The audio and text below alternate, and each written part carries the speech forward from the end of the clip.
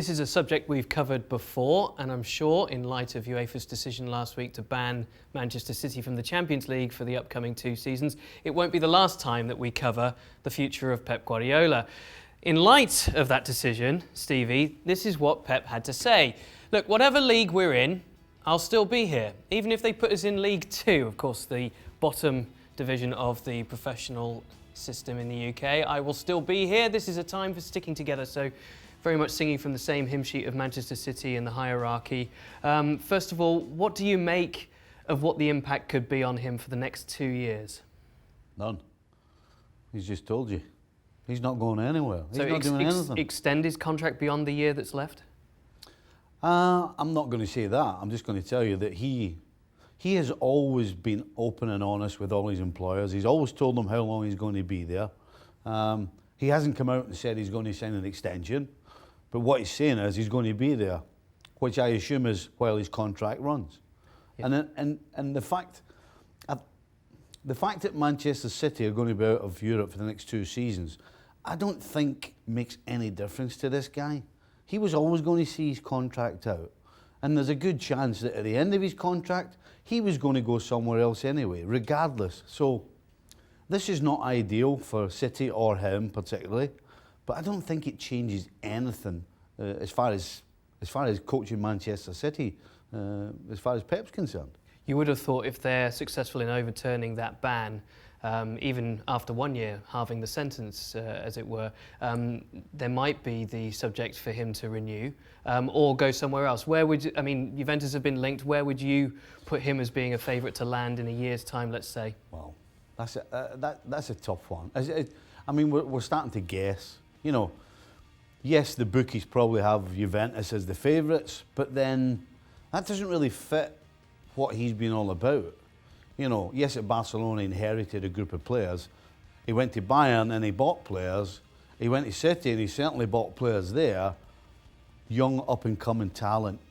That's not what Juventus have been doing over the last decade. They've been buying players, running the contracts down, who still had some mileage in them.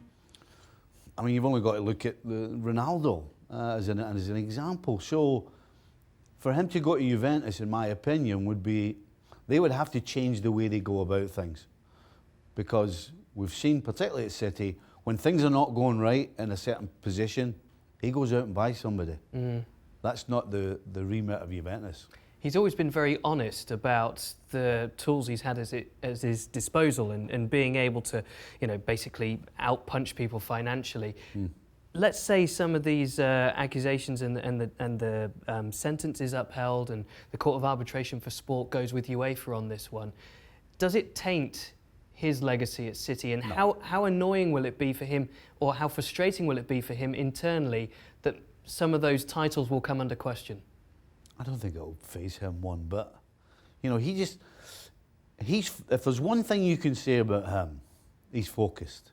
And he focuses on what he can do. He doesn't focus on what's going on all around and sundry. He focuses on what he's given and what he can do with the players he's given. Regardless of whether they were brought in under dodgy circumstances or whatever the excuse may be, he's interested in what he does every morning when he turns up to train the players. Every Saturday, every Sunday, whatever day the game may be.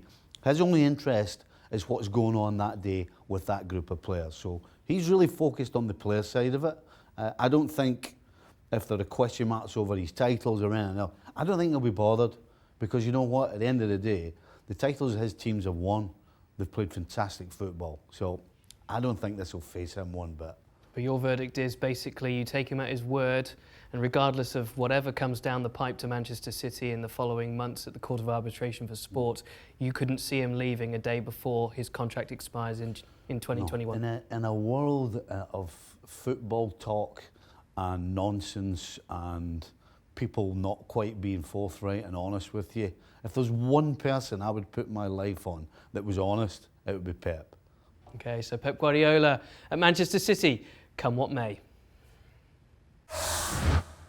Well, thank you very much for watching ESPN on YouTube. For more sports highlights and analysis, be sure to download the ESPN app. And for live streaming, premium content, and let's not forget as well, ESPN FC 7 days a week. Subscribe to ESPN Plus.